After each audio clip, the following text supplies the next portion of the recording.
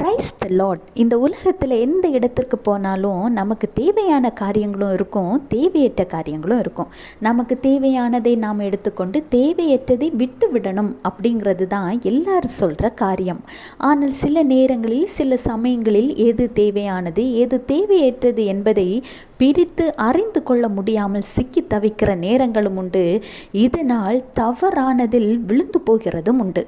ஆனால் ஒரு இடத்திற்கு சென்றால் நமக்கு தேவையானது மட்டுமே கிடைக்கும், தேவையற்றவை தானே விலக்கப்படும். அது என்னங்கிறத பற்றி ஆண்டவராகிய இயேசு கிறிஸ்து உங்களிடம் சொல்கிறார். கேட்போமா?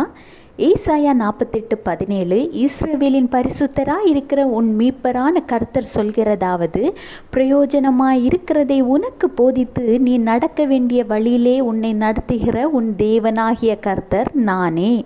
நீங்கள் தினமும் வேதாகமத்தை வாசிப்பதன் மூலம் உங்களுக்கு தேவையானது எது, நீங்கள் எதை செய்ய வேண்டும் எதை செய்யக்கூடாது, எப்படி நடக்க வேண்டும் என்பதை உங்களுக்கு பிரயோஜனமாய் இருக்கிறதை மட்டுமே உங்களுக்கு போதித்து உங்களை நடக்க வேண்டிய வழியிலே சரியாக நடத்துகிறவர் தான் உங்கள் தேவனாகிய கர்த்தர். ஒரு தாய்க்கு தாயாக, தந்தைக்கு தந்தையாக, ஆசிரியருக்கு ஆசிரியராக, எல்லாவற்றுக்கும் மேல் உங்களின் ஒரு உற்ற நண்பனாகவே கூட இருந்து உங்களை வழி நடத்துவார்.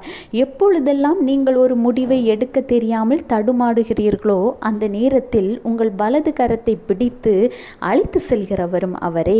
இவ்வளவு விலையேறப்பெற்ற வேதாகமத்தை நீங்கள் தினமும் எடுத்து வாசிப்பதன் மூலம் உங்கள் வாழ்க்கை செவ்வையாகும். Have a blessed day. Jesus bless you.